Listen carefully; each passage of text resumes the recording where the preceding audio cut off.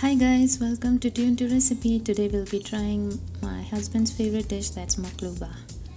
For this you'll need green chilies, carrot grated, and some onions, and that's ghee,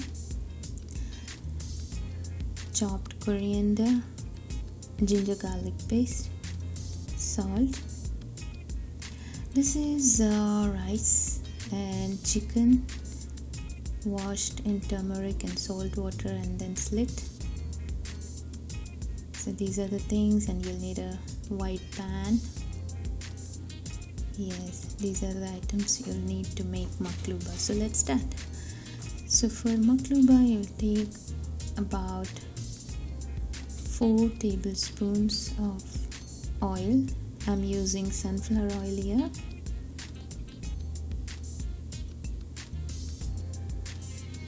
And I've already kept some water for boil, because when you use boiled water, what it does is it really helps your rice, the soaked rice, to pop open and spring to a very good texture, and also it helps cooking done fast. So here what I've done is I've already washed my rice. This is normal, not basmati rice, it's just a soda masuri rice, washed and soaked. I've drained out the water and I've kept it for soaking. I'm putting about 2 tablespoons of ghee. So guys, this is the ghee that I made at home. So it has that salt residue, that's the brownish tint that you can see.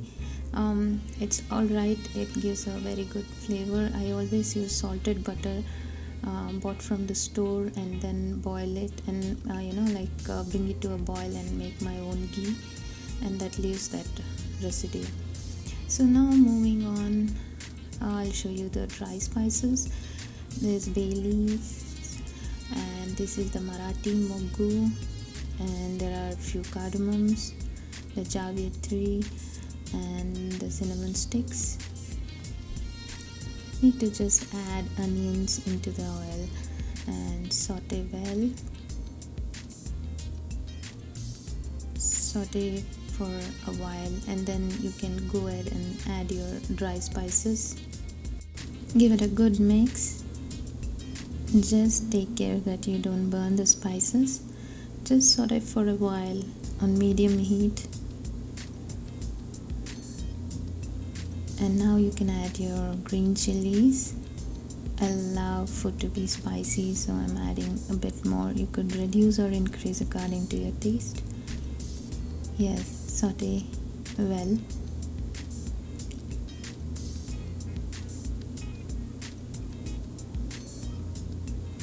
You can adjust the measurements according to the number of servings that you would need.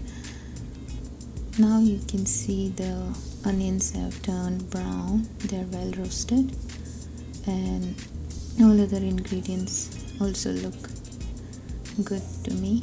So now I'm adding the ginger garlic paste and giving it a mix again.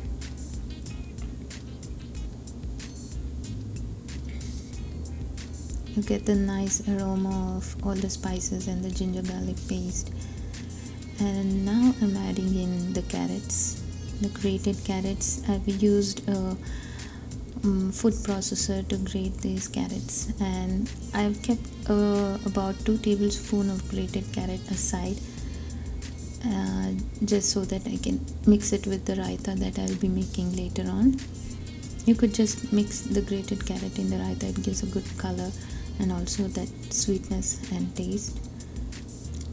Okay, now here I'm adding salt to taste.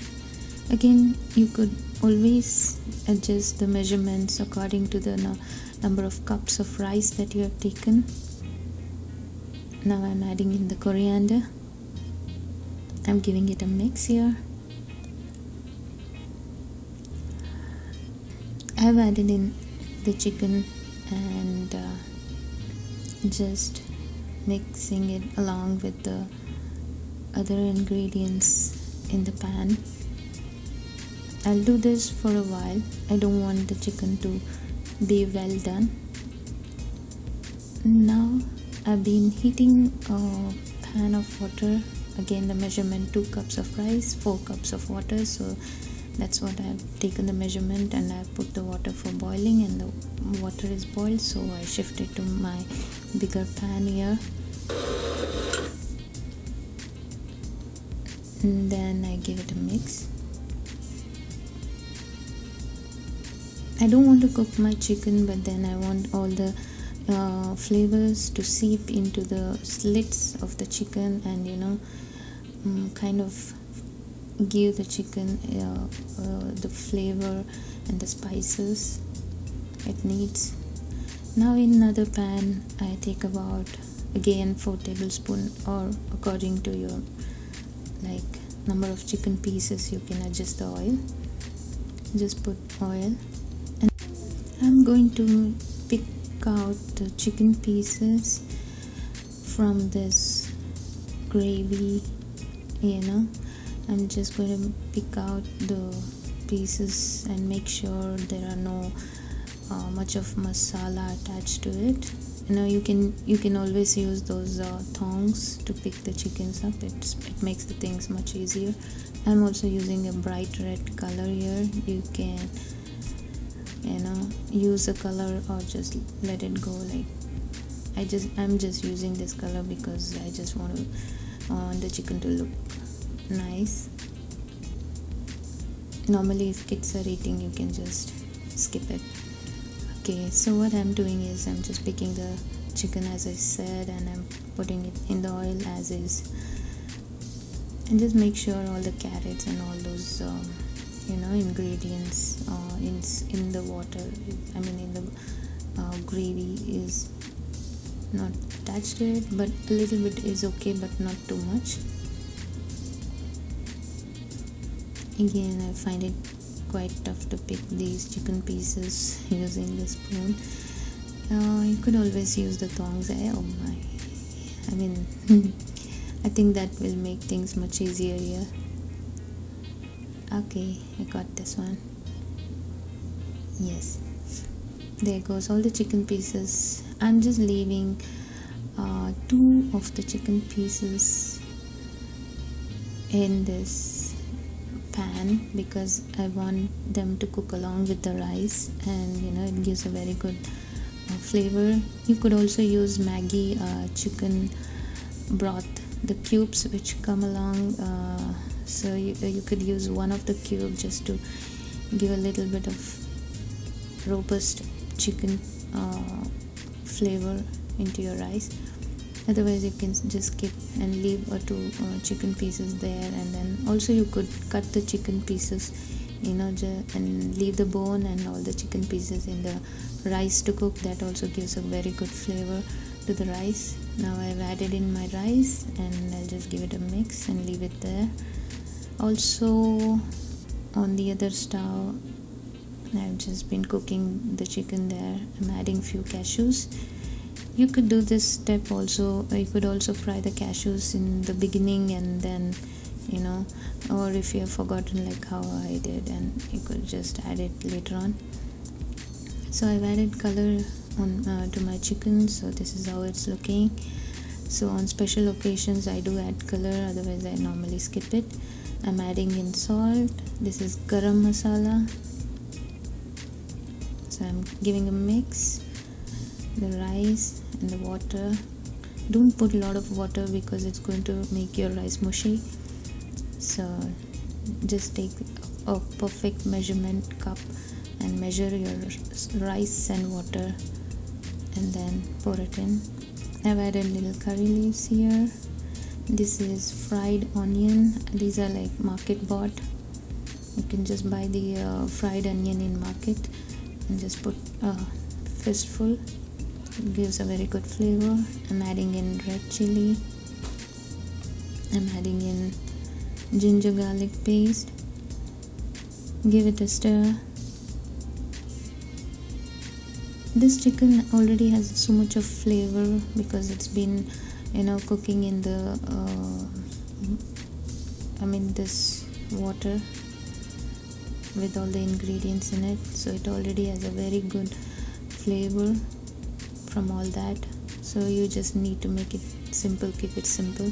So here I'm just giving a stir to my rice, and I'm keeping a constant watch. And now what I do is, when the water has evaporated, like it's come down, now when you cannot see the water in the rice, you can just put the lid on and reduce the flame.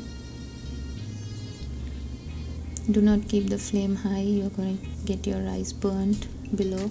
So just reduce the flame. Here you can see the chicken, it's falling apart from the bone and it's quite cooked and nice. I always put this weight on top of any rice that I need to steam. This is from India, so it works fine for me. So this is one of my favorite thing in the kitchen. And here, as I told, I made raita, some coriander, some chilies cut, green chilies, and the carrot there. And I also add a little bit of sugar, just a pinch of it, salt and curd. That's it. Give it a mix, keep it aside. I have some cucumbers here. Chicken is done. I've taken it out of the oil and I put it in a bowl here. You can see it's falling apart from the bone. It's so well cooked. So let's check the rice. You can see the aroma is filling the room, and it's so well done, and the colors are popping out. The carrot that you have put into the rice, that gives a very good color, the red color, like it almost feels like you're making biryani. You can see the rice is so well cooked and it's so separated and flavorful. You can smell the flavors in this dish. You have to try this dish, and it's awesome. Everybody is going to love this. And you can see the chicken pieces which went into the rice are well cooked. And here I have served it, and it's so awesome.